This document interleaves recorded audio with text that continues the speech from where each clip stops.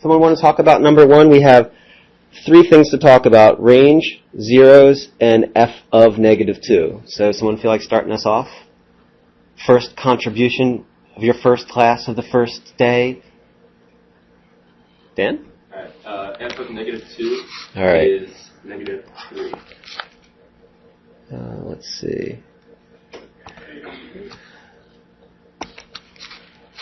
So Dan's going with f of negative 2 is equal to, say again? Negative 3. About negative 3, right around there. That's the y value that corresponds to f of negative 2. Are people all right with that? People concur? Question, comment? Alicia, disagreement, or you want to do something else? All right, let's hear it. 0 is negative 3. All right, so we're looking for zeros.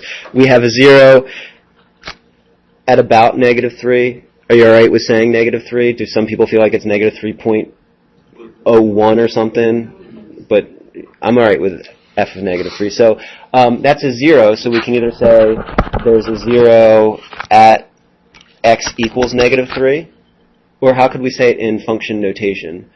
Alicia, calling someone to tell us how we would say that there's a 0 there, function notation. Would it be f of negative 3, wait, f of 0 is negative 3. Try it the first way. What? Yeah, try it your first way. F of negative 3 is 0. Perfect. Yep. So the x that we put in is negative 3, the y that we get out is 0. Good. And I think we still have to talk about the range. The range is sometimes the hardest thing to talk about algebraically, but graphically, if we look at the picture, it's not too bad. Is that notation okay for you all? Yeah. Do you remember the difference between brackets and parentheses? Should we talk about it just for a second? Yeah. Okay, so when we say the domain is negative 6 to 6, we mean that it includes negative 6. That's a filled-in inclusive, and it goes to 6 inclusive. If it didn't include those endpoints, right, we would use parentheses. We could say negative 6 to 6. What's a little bit of the confusion with using the parentheses? It looks like a coordinate, right? So it's all about the context. You need to know what the context of the problem is. You can have one closed bracket and one open bracket. It could, it's not, but it could be from negative 6 inclusive to 6 not inclusive. Infinity can never be inclusive. Do you remember that? Like, infinity always gets the parentheses. So it could be, from 0 to infinity, but you can never put a bracket. It always has to be a parenthesis after infinity. And instead of saying all reals, if you wanted to, you could say from negative infinity to infinity. That's the same as saying back, like in Algebra 2, when you said all reals. Do you remember doing that, sort of? Say yes! Oh, that was weak. First day. Mm-hmm. All right.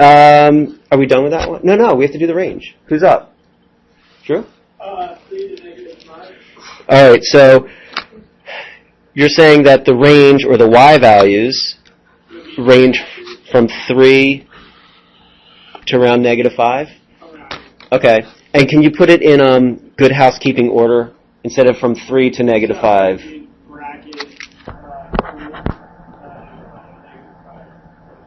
Start low and go high. Okay.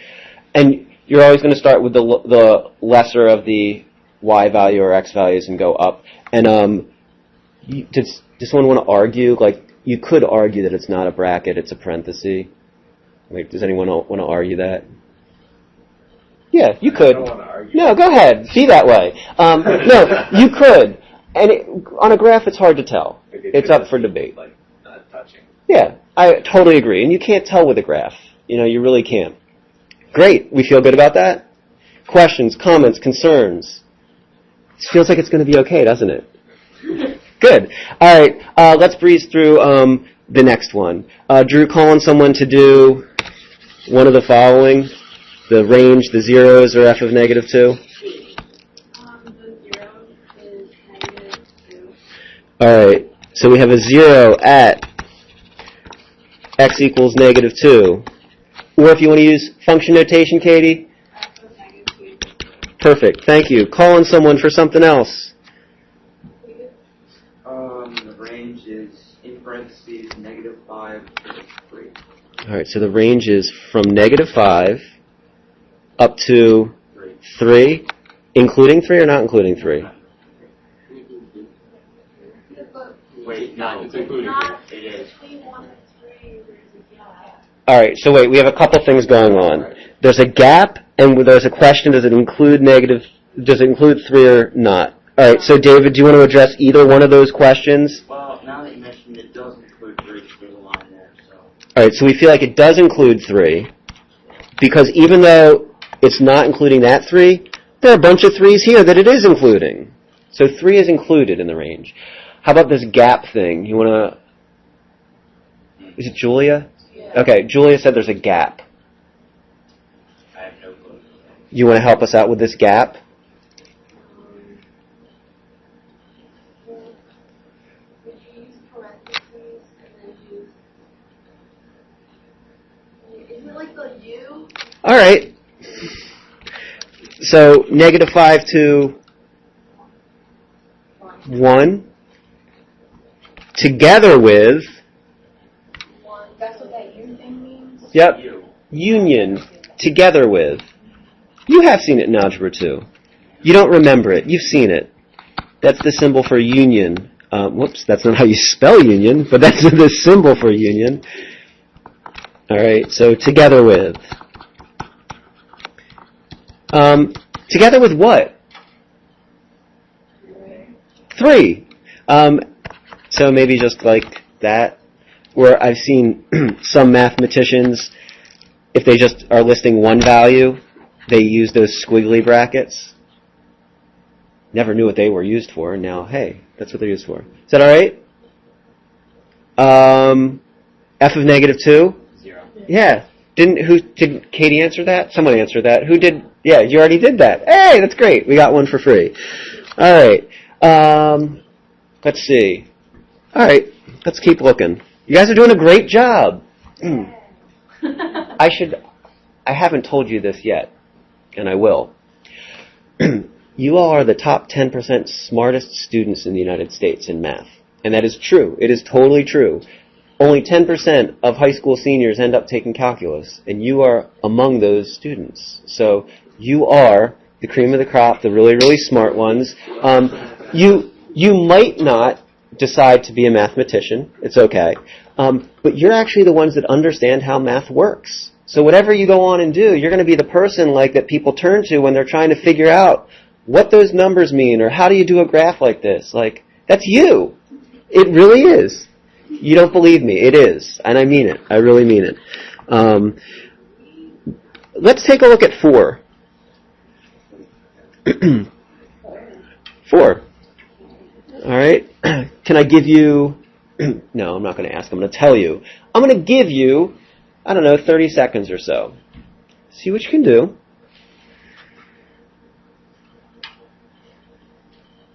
Could I have asked you this question 4 years ago? Yes, I think. I think so. No? Well, I could have asked it to you. The question is, would you have known how to do it 4 years ago, I guess?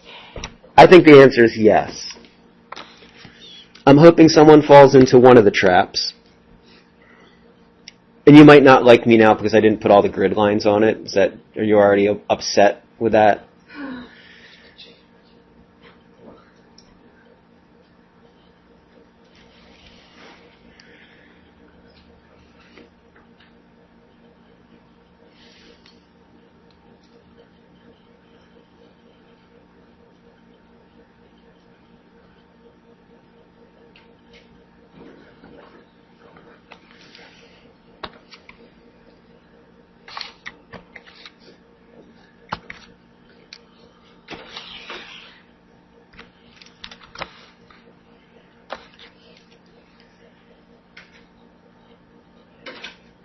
You want like 15 seconds to like talk to someone next to you? You want to talk as a class? You want to just check in with someone? Or how many people think they know what they might be doing, like are onto something? How many people are totally stuck? All right. How many people are maybe halfway there but not really quite confident? All right. Do me a favor, take like 10 seconds. Just turn to someone to the left or right, behind you, whatever. Just say like, hey, did you do this? Did you do that? And then we'll check in as a class.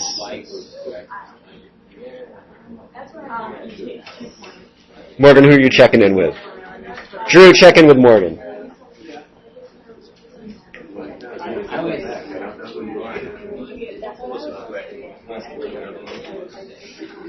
All right.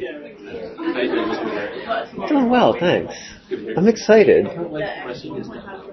Suck it up. All right. Someone want to get us started with a thought or idea? Sam, we haven't heard from you today. What do you got? Y equals 2x plus 3. All right. Oh. Get me there. Get me there. It's rise over run is the slope. All right. So tell me. So we want to find out what the slope is, the rise over the run. How did you tackle that? Well, I just saw what coordinates Okay. were on the line. So give me some coordinates on the line. Okay. 0, 3. All right. So we have 0, 3. Do people feel okay that that's about 0, 3? Okay. 1, 5. 1, 5. Do people feel like that's an okay approximation given the graph? Okay. Now it's a graph, right? So, we're approximating to a certain extent. I think what Sam says is totally true, but someone could argue that, no, that's really 1, 5.2. You know what I mean? Like a table of values would be really nice because then we could be sure. All right. So we have 2 points. Sam, calling someone now to sort of take the next step. Really? Well, from the 2 points, you can find the slope of the line. All right. So you can do y2 minus y1 over x2 minus x1. Whoops. Something funny happened with that pen. Hold on. What you said was right. All right. Let's see if I can. So y2 not cooperating. y2 minus y1 over x2 minus x1. And have you ever seen it as the change in y over the change in x? You could also do f of x2 minus f of x1 over x2 minus x1. Does that say the same thing? Right, in function notation. And I actually think maybe you saw something like f of b minus f of a over b minus a last year in some of the problems that you had to do. Like, I'm not saying it was like something that you definitely remember, but I feel like some of the problems that we had, like, solve this if the function is this, and you have to plug in something and simplify it, maybe. All right, I like it. So we have 5 minus 3 is 2, and 1 minus 0 is 1. All right, so we have the slope is 2. How many people would now go to y equals mx plus b to solve for b? Anyone do point slope? All right, so can I remind you of the point slope form of a line and just encourage you to remember that there are other forms other than y equals mx plus b? We like y equals mx plus b because you can use your calculator with it, right? You can plug whatever you get right into your calculator. The point slope form says y minus y1 equals m times the quantity x minus x1. And I feel like the students I had last year in pre-calc at least may remember me saying, I really like this form. Does that sound like familiar? Maybe? Okay, I really do like this form. I like it because it's so easy now. You don't have to plug in and solve for b. All you need is a point. So give me a point. I don't care. Pick one of the points that we already used. Morgan, pick a point. All right, 1, 5. And I need the slope. Well, we solved that. 2. All right, so I plug it in like this. Y minus the y coordinate, Morgan told us 1, 5, so 5 is the y coordinate, equals slope 2 times x minus the x coordinate, which is 1. There it is. That's the equation of the line. You're finished. You don't have to solve for b. You don't have to plug back in. Now, the downside is it doesn't go right into your calculator. All right? But the upside is we didn't really have to do too much work. Like, we're done, and that's an answer. You can totally leave it that way. If you wanted to, I think Sam wanted us to get it into y equals mx plus b form. If you distribute, you get 2x minus 2, and then you add 5 to both sides. Don't you already have b anyway in this case? Oh, You have 0, 3. enough out of you. Yeah, David's absolutely right. We actually did a lot of work when we knew that the y-intercept was 3. I agree. That was you, right, David? Yeah, thanks. That was a good observation. Okay? So there are a lot of ways of doing it. You could do y equals mx plus b. There's nothing wrong with that. All right? Good enough? All right, good. I think, let's see. Did I want to tell you one more thing? I think I wanted to tell you one more thing because some of you are going to complain when you do your homework. I mean, I know you're excited to do your homework. You're not going to complain about doing homework. You're just going to complain about directly proportional and indirectly or inversely proportional. What's a directly proportional relationship between x and y? Do you remember? Yeah. When x increases, y increases. All right. So, do you remember the general formula for a directly proportional relationship? Oh my gosh. Can I just say, you are the smartest 10%. This is, I think, the first year in a very long time that I've been teaching this course that students actually remembered that. I'm really, really, really happy. All right. How about inversely? Gesundheit. David? Y equals. Yep. Perfect. Okay, good. It's the little things. Let's see.